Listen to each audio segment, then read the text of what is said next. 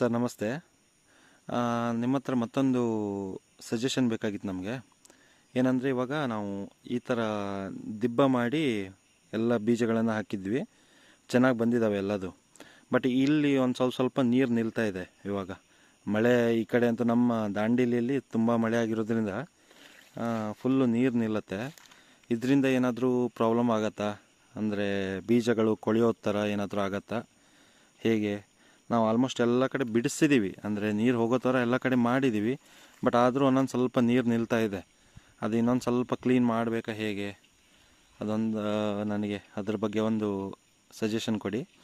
ಹಾಗೆ ಇವಾಗ ಇಷ್ಟೆಲ್ಲ ಹೈಟ್ ಬಂದಿದ್ದಾವೆ, ಇದಕ್ಕೆ ಏನಾದರೂ ಒಂದು ಸ್ವಲ್ಪ ಗೊಬ್ಬರ ಏನಾದರೂ ಹಾಕಬೇಕಾ? ಚೀಲದ ಗೊಬ್ಬರ ಅಥವಾ ಏನಾದರೂ DAP, ಯೂರಿಯಾ ಆ ಥರ ಏನಾದರೂ ಸ್ಪ್ರೇ ಆಗಲಿ, ಅಥವಾ ಬುಡಕ್ಕೆ ಏನಾದರೂ ಒಂದು ಸ್ವಲ್ಪ ಹಾಕಬೇಕಾಗತ್ತೆ, ಹೇಗೆ? ನಮಗೆ ಒಳ್ಳೆ ರಿಸಲ್ಟ್ ಬರಬೇಕು ಇದರಿಂದ. ಅದಕ್ಕೆ ಚೆನ್ನಾಗಿ ಬಂದಿದ್ದಾವೆ. ಇವಾಗ 1 ಮಂತಿಗೆ ಇಷ್ಟು ಹೈಟ್ ಬಂದಿದೆ, ಏನು ತೊಂದರೆ ಇಲ್ಲ.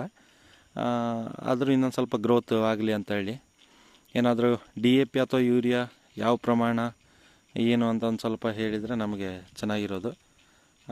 ನೀವು ವಿಡಿಯೋ ನೋಡಿದ ತಕ್ಷಣ ಸ್ವಲ್ಪ ರಿಪ್ಲೈ ಮಾಡಿ ನನಗೆ. Okay sir, thank you.